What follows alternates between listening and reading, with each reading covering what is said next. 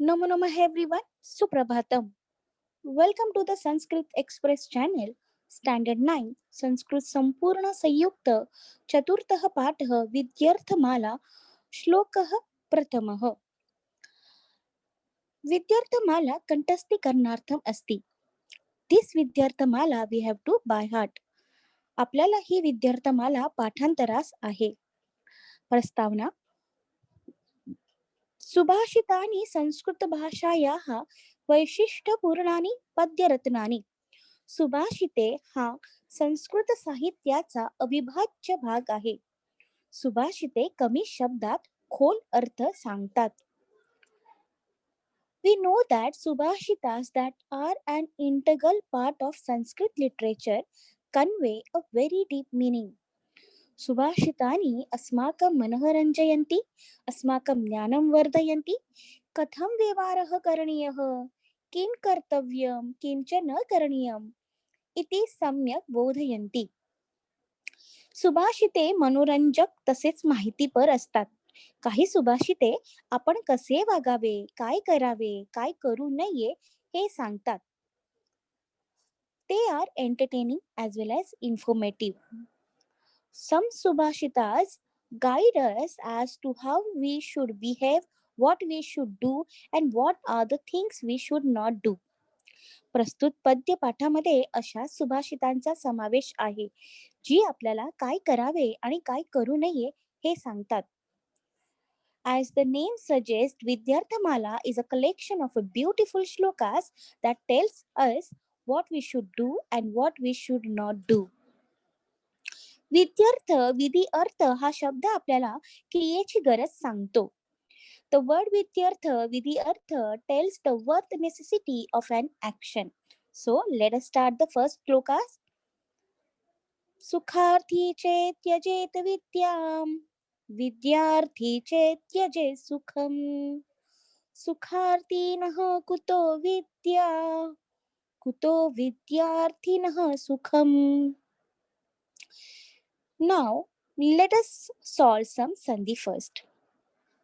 Sandhi vigrahah त्यजेत विद्याम, त्यजेत प्लस विद्याम, त्यजेत सुखम, त्यजेत प्लस सुखम. कुतो विद्या, कुतः प्लस विद्या, कुतो विद्यार्थिनः, कुतः प्लस विद्यार्थिनः. या श्लोकाचा अर्थ समजण्यासाठी आपण याला गद्यामध्ये लिहिणार आहोत. त्याच भागाला म्हणतो अन्वयः. So let us see the अन्वयः. सुखार्थी चेत विद्यां त्यजेत, विद्यार्थी चेत सुखम त्यजेत, सुखार्थीनः विद्या कुतः, विद्यार्थिनः सुखम कुतः. Now let us see the meaning. Sukharthi chet tyajet vidya. Now sukharthi means desire comforts, chet means if a person, tyajet means he should give up, vidya means knowledge.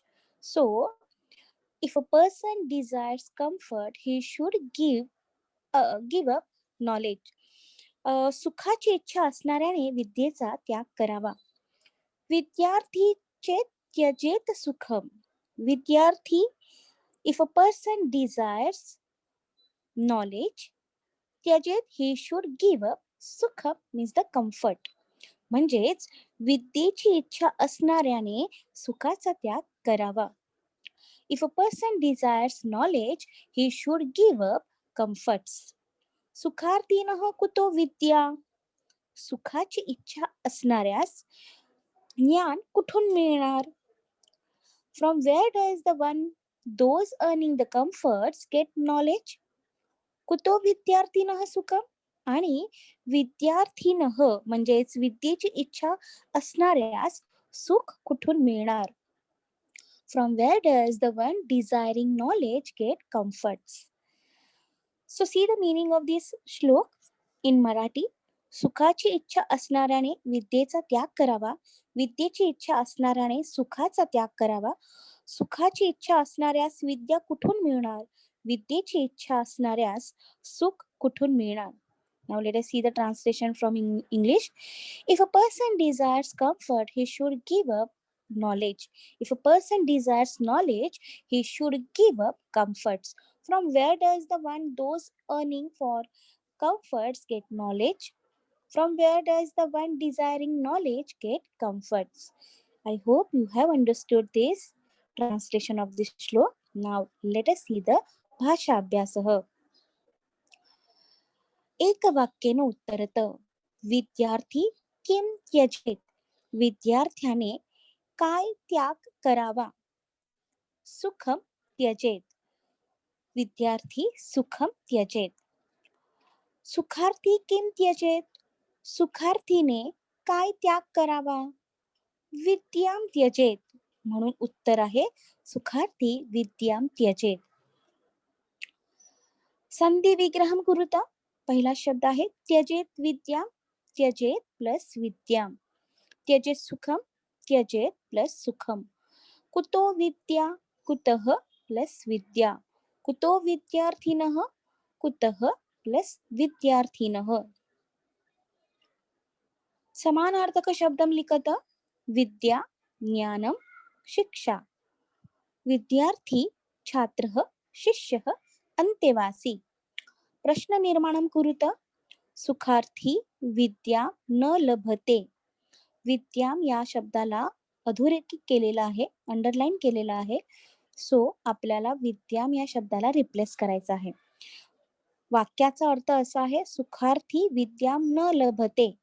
सुखार्थ्याला विद्या मिळत नाही आणि म्हणून इथे आपण काय मिळत नाही अशा अर्थी घेणार आणि म्हणून त्याचा आन्सर येणार सुखार्थी किम न लभते. दुसरा प्रश्न आहे विद्यार्थी सुख न लभते. आता इथे विद्यार्थ्याला सुख मिळत नाही आणि विद्यार्थ्याला अधोरेखित केलेला आहे. प्रश्न वाक्याचा जर आपण अर्थ घेतला तर असं होईल की कोणाला सुख मिळत नाही आणि म्हणून इथे होणार कह सुखम न लभते. So student, I hope you have understood this explanation and revise the lesson by watching the video again and again. The most important thing, if you are watching this video, do not forget and like the share the video, subscribe the Sanskrit Express channel. Happy learning. धन्यवाद.